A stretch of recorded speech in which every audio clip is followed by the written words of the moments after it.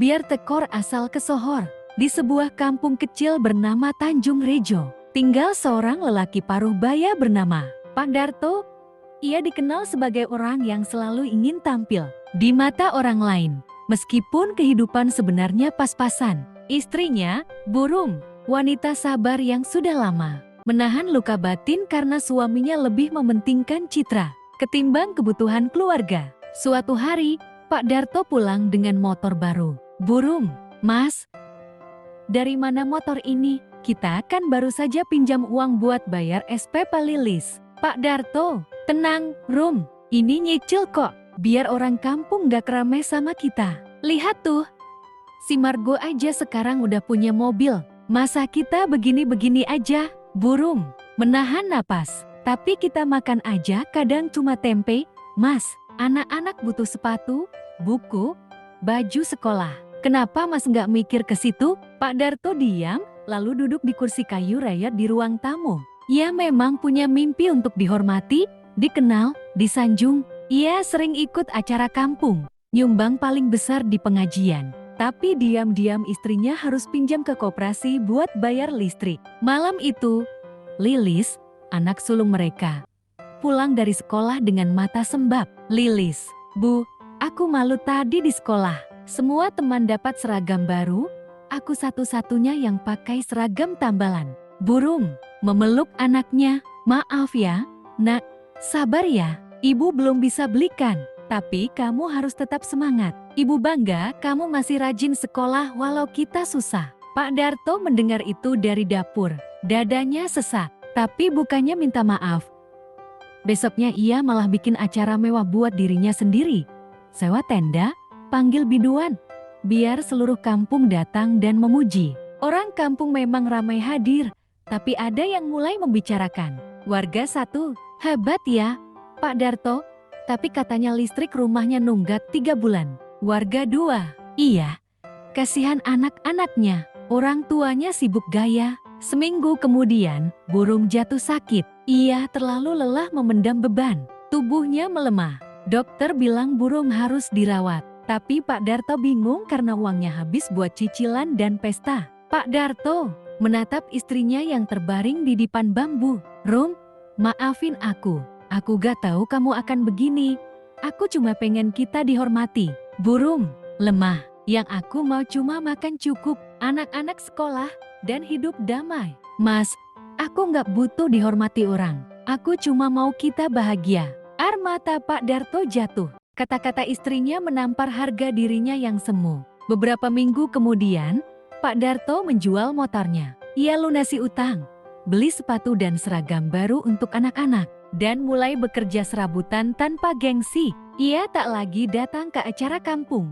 Fokusnya hanya keluarga. Suatu sore, ia duduk di beranda. Melihat anak-anak tertawa, istrinya mulai membaik, dan ia tersenyum untuk pertama kalinya tulus. Pak Darto, ternyata, kesohor itu bukan soal dikenal banyak orang, tapi dikenang baik oleh keluarga sendiri. Sudah hampir 2 bulan sejak Pak Darto menjual motornya. Perlahan, kehidupannya berubah. Ia tak lagi menjadi pusat perhatian warga kampung, tapi di rumah, ia mulai mendapatkan sesuatu yang jauh lebih berarti.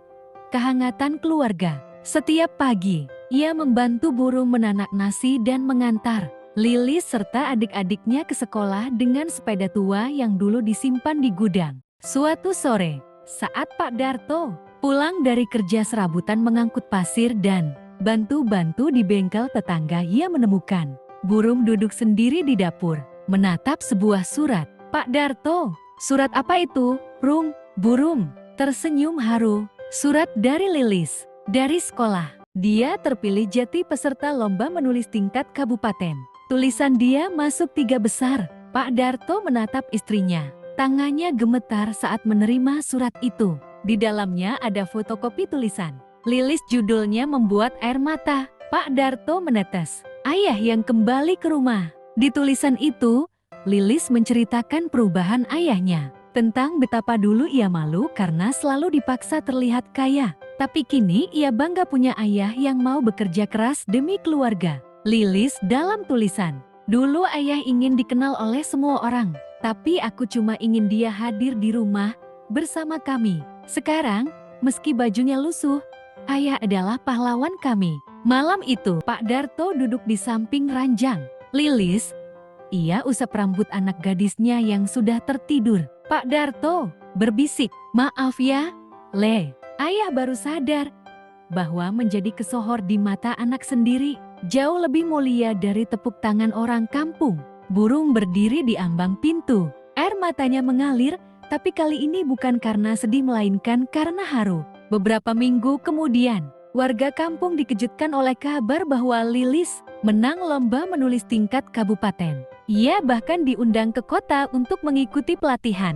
Tapi untuk berangkat, ia butuh uang transport dan biaya inap. Pak Darto diam-diam menjual cincin kawin satu-satunya yang masih ia simpan. Burung terkejut melihat kwitansi penjualan. "Mas, cincin kita." "Pak Darto, nggak apa-apa, Rum. Sekarang bukan waktunya mikir gengsi.